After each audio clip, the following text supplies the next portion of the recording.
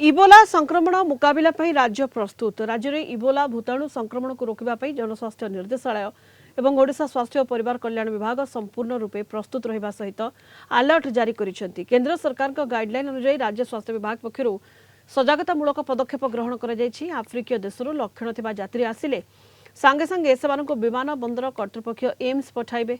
सेमाने 21 दिन क्वारंटाइन रहिबे।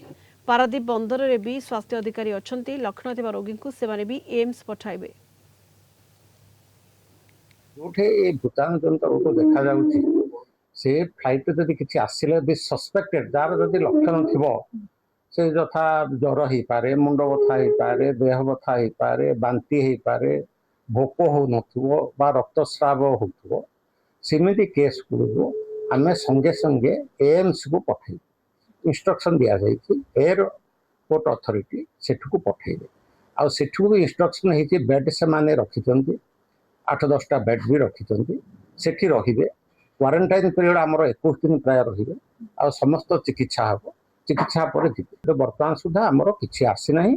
तापर आमर जो फ्लाइट भी आछे प्राय सेही कंट्री मानको प्राय आसीनी। तथापि आमे या सतर्कता प्रिकॉशनरी मेजर्स टाइप